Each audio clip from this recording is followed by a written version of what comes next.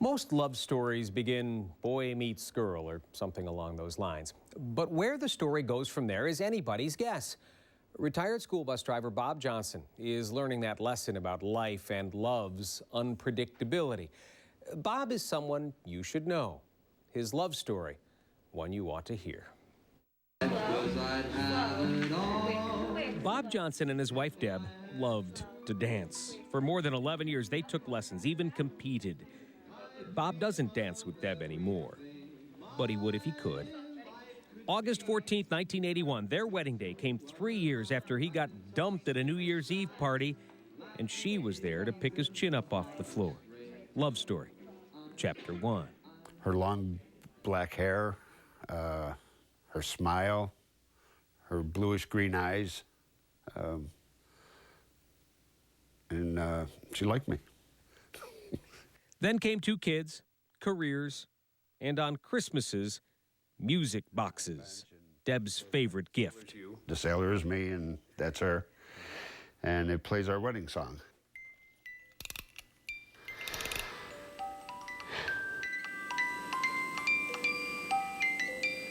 By the time Deb got this music box, they knew the diagnosis. There had been clues for some time. She'd get lost. She said, I don't know where I'm at. Could you come for me? Deb could no longer write checks, and Bob remembers the day she lost the job she'd held for 30 years. That's when I knew that something was up and we had to go see the doctor. Debbie Johnson was 50 years old. And he said that they all agreed that she has early onset dementia. And that was a hit. That was a tough one to take. Still husband and wife, but also now caregiver and patient. Last August, when Deb could no longer walk or take care of herself, she was hospitalized, then moved into the Highlands Living Center, where Bob visits every day. So I sit there and I pull up a chair and I hold her hand, and if she doesn't hold my hand, I say, hold my hand. And she'll hold it, and it was probably a month ago or so, and she just looked me dead in the eyes and said, I love you.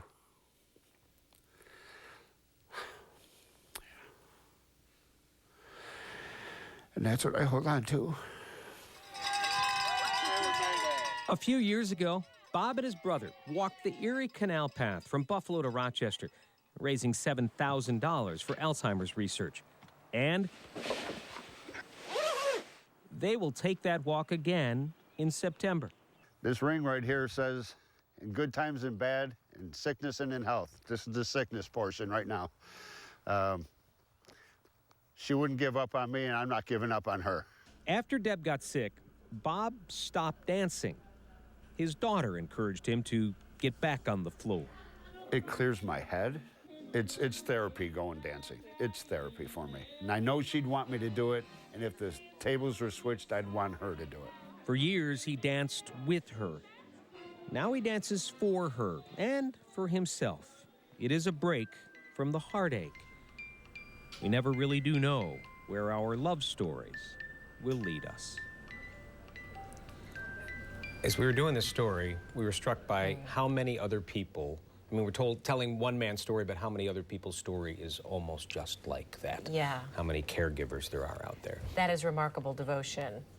Yeah, and he, interviewing him, the emotion is so clear, but he's so devoted to her. Yeah. And the dancing gives him a break, just like it used to give them a break. Yeah. We are looking to tell more stories like this based on the premise that everybody has a story to tell. It's the ones who might get overlooked who can offer the most profound lessons sometimes. If you have an idea about someone we should know, send me an email or reach out via Facebook or Twitter.